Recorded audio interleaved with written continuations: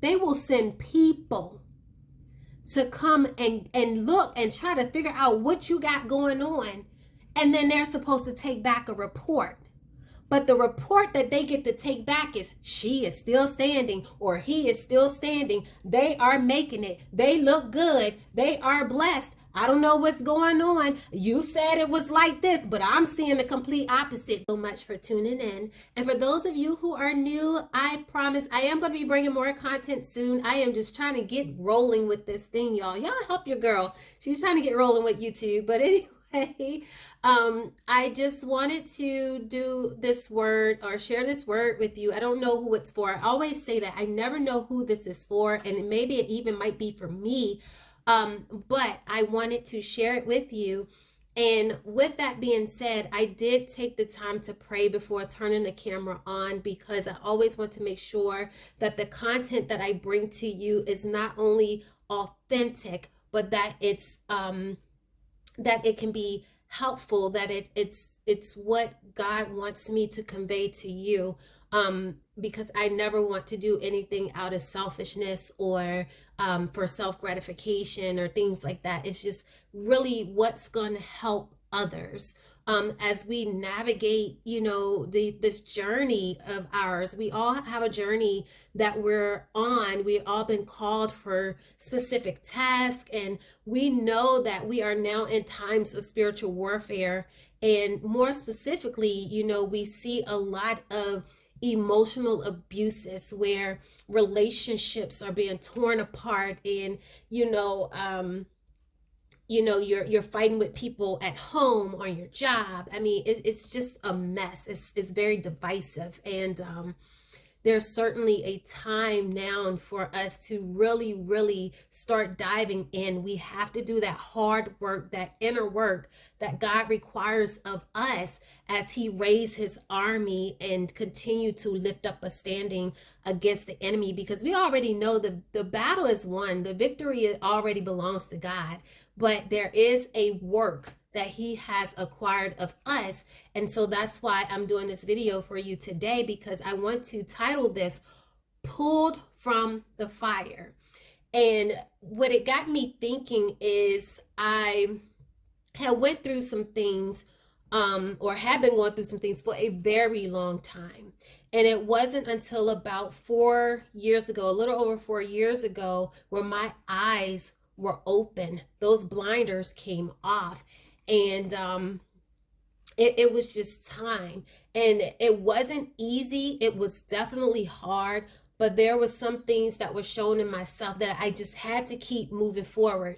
I had to keep pressing through, because if I come out, when I come out on the other side of this, it's not only going to be beautiful, but it has shaped, molded me. It has groomed me into becoming and working towards becoming the woman that God has created me to be, and to be that woman that is truly, truly after God's heart, like really seeking him. And so my relationship with Christ has gotten so much stronger. I seek him in all things. I don't look for the cares of this world to define who I am. And it's just been one of those experiences where I refuse to go back. And so titling this Pulled from the Fire, it's because of knowing what I had to go through, and knowing that other people are going through or went through. It had me thinking about the story of the three, right? Shadrach, Meshach, and Abednego, and how they had to go through the furnace. They were tossed into the furnace, and they went through, but they weren't alone. And when they came out, they didn't even have a smell of smoke on them. They weren't charred. They were like, they were still whole. And it was because God kept them in the midst of that fire. And every day, I know there's many of us that go through our fires every day. We're still walking through that furnace, and we wonder, when are we ever going to get out? But just know that God is with you in the furnace. Don't worry about when you're going to get out, but focus on what it is that God is doing for you, where he's trying to take you, and understand and know and feel his presence of him walking with you while you're going through it. He never said that we wouldn't have trials. He just said he will always be with us. And know that in those moments when those trials come, when we're going through and then we come out, God is getting the glory out of it. And there are going to be people to experience and witness to see that what you went through, though they thought that you should have came out scathed and harmed and torched and destroyed, but you came out the complete opposite. You came out like a diamond. You came out refined. You came out purified. You came out blossoming. You came out shining. You came out beautiful. In other words, you came out different than what you went in. And so I just wanted to share this word with you today, is that no matter what you're going through, y'all, I took notes, but it just went a whole different way on here today. But I just want to let y'all know to stay in it. And if you want to read the story of Shadrach, Meshach, and Abednego, I know many of you have already heard it, but it can be found in Daniel chapter 3. The verses that I had specifically, like I said, I took notes, y'all. The verses that I had specifically for y'all that I was going to read was Daniel chapter 3, verses 1 through 6. And I'll make sure I put them in the description below, as well as verse 12, verse 17, verse 24, and 25. And the reason why I had these scriptures is because they were so relatable. And because how many times have we experienced someone doing something to us, and when we call them out on it, and this is, okay, so let me back up. This is for anyone who has dealt with relationships of emotional abuse and dealing with people who are narcissistic or with the Jezebel spirit. So with that being said, how many times have we went to pull that mask off of somebody's face because we just knew something was not right?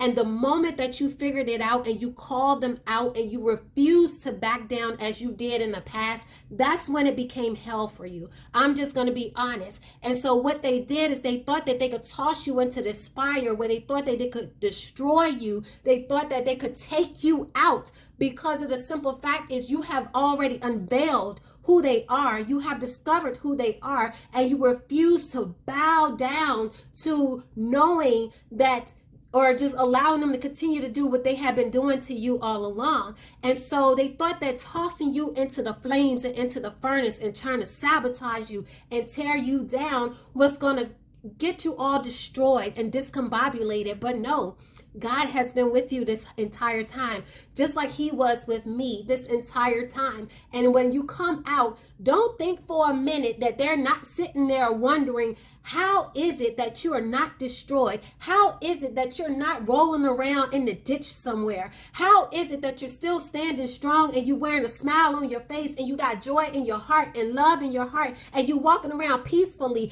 and you're being blessed? They want to know, why is it that I tried to destroy them, but simply they are still standing?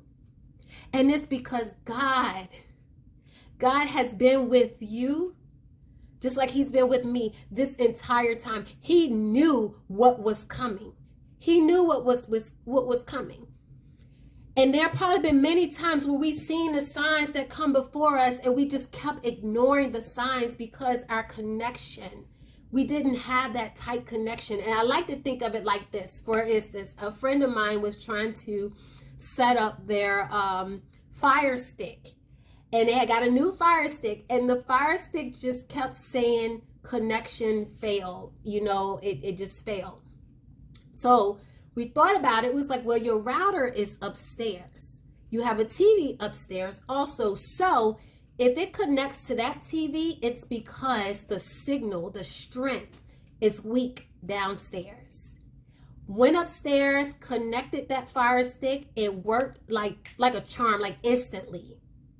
And so then we were able to program it and take it back downstairs, and it worked just fine. So what is the moral of that story? Is that when our connection with God is weak, when we don't take that time to like read his word, when we don't take time to study, when we don't take time to pray, when we don't take time to praise, when we don't take time to get close to him, when we don't take time to develop that relationship with him, we develop that weak connection.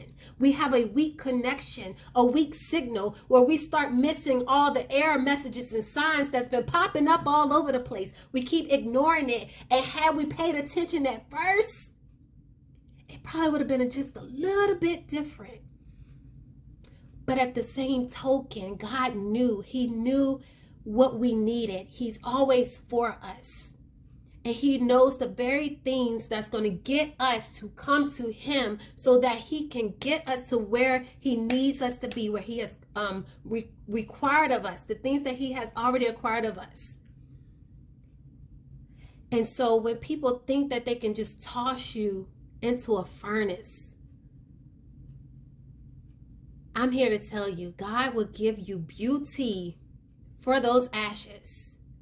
And the people who thought they could just toss you away or discard you or whatever the case may be, don't think for a second that they aren't watching. They will send people to come and look and try to figure out what you got going on.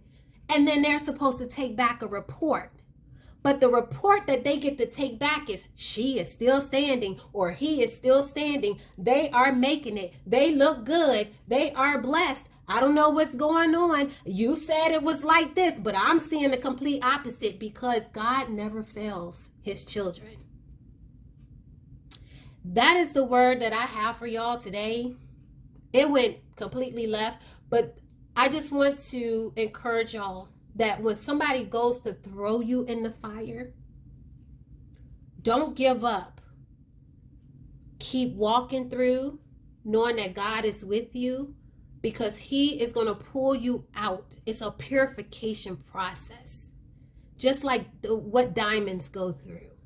You're going to come out. I'm not saying that it's still going to be easy once you get out, and you're still going to have to do more work, but you're going to come out better than what you were tossed in. And that's all I have for y'all today. So take care until next time.